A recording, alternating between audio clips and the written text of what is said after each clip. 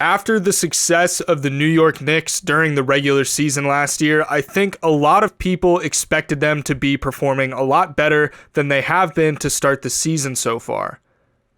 With an all-NBA player in Julius Randle, plus some new free agency additions in the offseason and the development of their young players, it looked like the Knicks were on an upward trajectory towards becoming a perennial playoff threat, with the idea being that they could craft a contender from this foundation that they had built. As it currently stands, though, the Knicks are sitting at 12th in the Eastern Conference, and there's a growing gap between them and the 1 seed. Now, there's no poison pill for the Knicks that's resulted in them taking a step back from where they were. Rather, it's accumulation of poor free agency decisions, regression to the average, and the result of when your conference opponents get better. We're going to get into the exact reasons why the Knicks are struggling, so sit back, relax, hit that subscribe button, and let's get into it.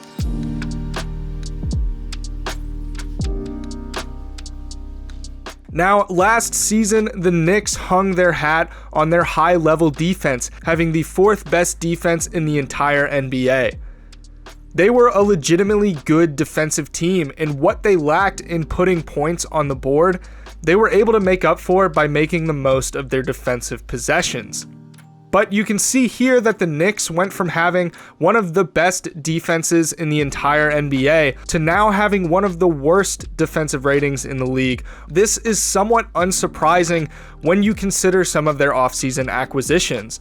They added 2 players who are definitely not known for their defense in Kemba Walker and Evan Fournier.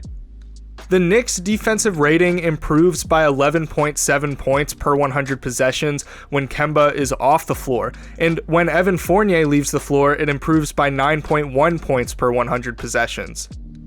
These 2 guys are just simply not good defenders. They're out there to get you buckets, and it's as simple as that. We're going to talk about Kemba and Evan Fournier more later in the video, but I just wanted to point out how they're currently impacting the defense.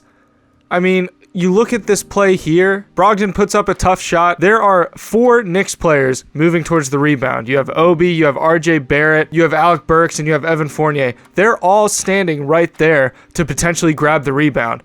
Domantas Sabonis comes up and is able to easily grab the rebound despite Obi Toppin probably having better positioning on it. All of these guys failed to box out Domantas Sabonis. I mean, you can't play that type of defense and expect to win games. Now, overall, their defense just hasn't looked the same as it did last year.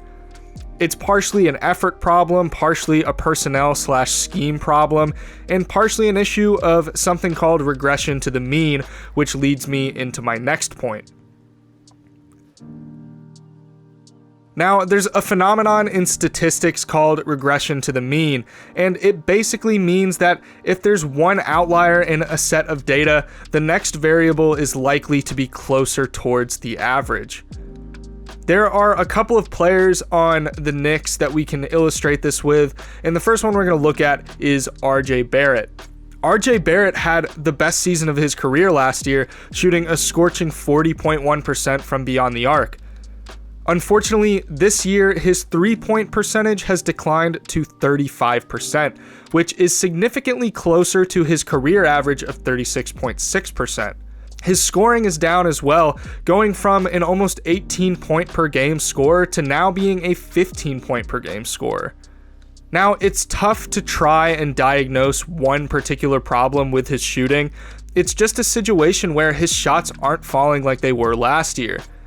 You can speculate on what that reason might be, but the fact of the matter is he's taken a step back from where he was, which is not unusual for players of his age and experience. I'm not exactly worried about it, and I think he'll eventually continue to improve, but as it currently stands right now, he's not looking as good as he did last year. Now, the next player that we can illustrate this with should probably not come as any surprise to Knicks fans. Julius Randle has regressed hard from his All-NBA season last year. Not only is he down in almost all major statistical categories, but his 41.1% three-point shooting has fallen off a cliff. Honestly, it's pretty easy to see, but relative to last year and relative to his career average, it's really hard to look at last year's three-point shooting and not see it as a fluke. He experienced a 7% increase in three-point shooting efficiency, which is pretty unusual. That doesn't happen often, especially with players who have already been in the NBA for nearly 7 seasons. He has shown signs of improvement as of late, but as far as the whole season goes, his three-point shooting hasn't been nearly what it was last year.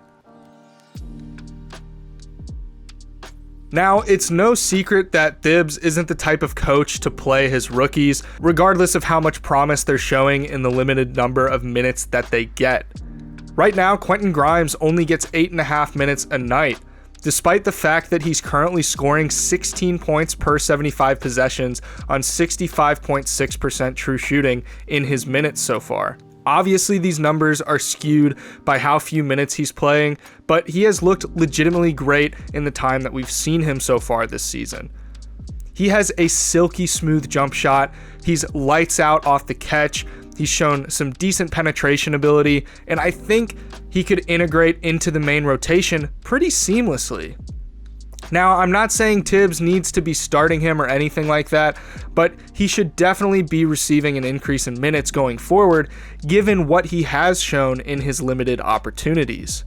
Fortunately, 𝙖𝙗𝙗𝙪𝙩 has been seeing an increase in minutes, and he's been doing a good amount with the minutes that he's gotten. He's been solid enough on defense, and his scoring has really improved. I'm not entirely sure what his potential looks like in the long term, but I do think that he can contribute a lot more than he's currently able to in his limited role. Now, it's no secret that Kemba Walker has been incredibly disappointing. The Knicks expected him to come in and provide that offensive punch that they needed and were lacking last year, but unfortunately, at the point we currently sit at in Kemba's career, he's just not able to play that role anymore. His injury issues have limited his ability to be an explosive slasher, and he's just not as quick and agile as he was during his days in Charlotte. And there's obviously the defensive issues that he has, which I don't really need to explain to you. It's no secret that Kemba Walker isn't the best defender in the world. Fortunately, I will say this is really no skin off of New York's back when you consider the fact that he's only on a contract worth about $8 million a year. That's an incredibly tradable contract, and the Knicks can look to move off of him. And 2, they could even just let that contract expire, and it really wouldn't have any major long-term impacts on them financially. The Knicks have some options with where they're currently at. I think the biggest problem that you can kind of attribute all of this to is simply just the fact that the Knicks don't have a guy. They don't have a bona fide star to go out there, to close out games, to control the games when they need them to. And I think some Knicks fans were holding out hope that Julius Randle could be that guy, but that's just simply not the case, and I don't think that's a role he's ever going to be up to. I think ideally Randle becomes a second or third option down the road. I don't think Randle is necessarily a bad player.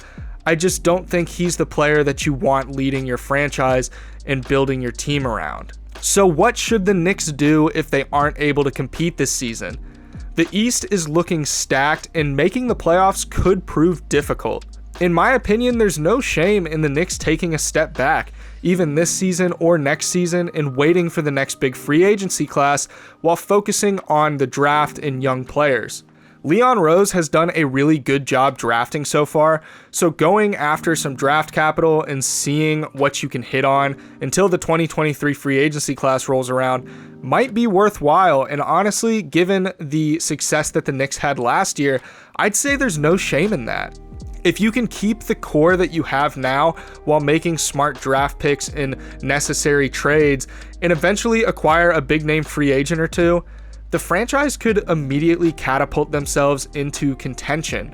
So what do you think that the Knicks should do? Should they try to make the playoffs this season, or should they head towards the draft in hopes of snagging a star in eventual free agency? Be sure to let me know in the comments below. By the way, if you're new to the channel, please consider hitting that subscribe button and helping out the channel. I'm trying to get to 4,000 by the end of the year, and we're only 300 away. As always, be sure to leave a like on this video because that's the #1 way to get this video recommended to more people. Thank you all so much for watching and for all the support, and I will see you guys in the next one.